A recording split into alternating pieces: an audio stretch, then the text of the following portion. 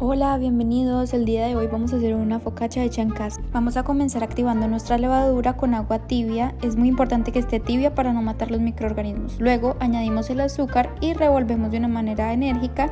Vamos a reservar por 20 minutos y cuando se vea así, como burbujitas, vamos a añadir la harina, la sal y el aceite de oliva. Vamos a incorporar todos los ingredientes, pero vamos a tratar de que sea de una manera envolvente. Vamos a tapar la masa y la vamos a dejar reposar por 20 minutos. Vamos a comenzar con las manos húmedas a hacer estos dobleces. Vamos a tratar que vaya de punta a punta, de la manera más sutil y haciendo unos leves estiramientos para que nuestra masa vaya duplicando sin necesidad de batirla. Vamos a dejarla reposar por 20 minutos. Este procedimiento lo vamos a hacer en 3 diferentes oportunidades.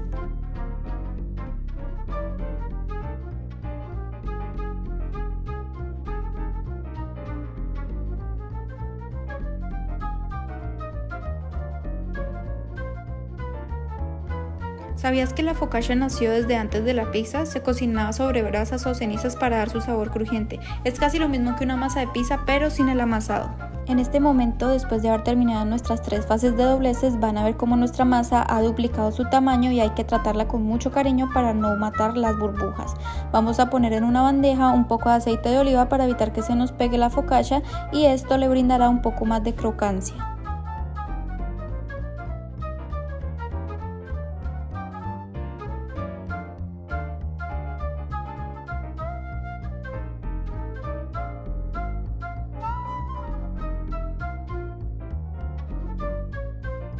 Vamos a poner toda nuestra masa de la focaccia ya en la bandeja y vamos a comenzar con las manos húmedas a hacer unos pequeños dobleces otra vez, pero ya desde la bandeja en la que vamos a cocinar. Los dobleces deben quedar con el cierre hacia abajo. Volvemos a cubrir con papel evitando que entre el oxígeno.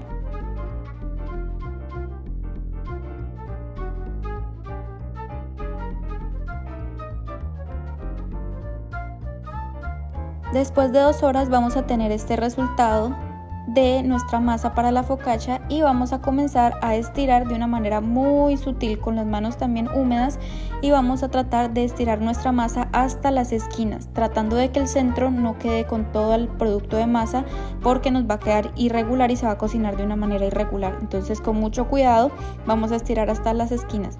Luego vamos a poner otro poco de aceite de oliva generosos para que les quede con un excelente sabor y vamos a proceder a incrustar nuestros dedos de la manera más sutil, pero llegando hasta el fondo y evitando explotar las burbujas. En caso de que tengan burbujas grandes, no las exploten, que eso es lo que le va a dar la crocancia y mejor textura a la focaccia.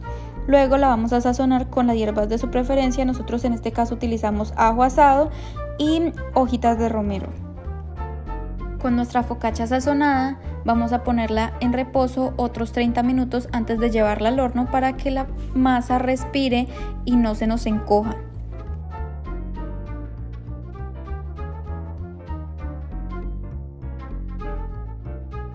Como un toque extra pueden ponerle un poco de parmesano. Vamos a llevar nuestra focaccia al horno a 400 grados Fahrenheit por 20 minutos y este es el resultado que vamos a tener. Una focaccia esponjosa y crocante. Nosotros la acompañamos con un pollo hecho en la air fryer. Si quieren la receta puedo ayudarles. Déjenlo en los comentarios por favor y vamos a porcionar para hacer nuestros sanduchitos. Cortes grandes, generosos. Luego lo vamos a partir a la mitad para comenzar a rellenarlo. Yo decidí hacer los sándwiches de pepperoni, queso pepper jack, pollo asado, pero pueden ponerle infinidad de combinaciones. Déjenme en los comentarios si les gustaría tener nuevas recetas de sándwich en este canal.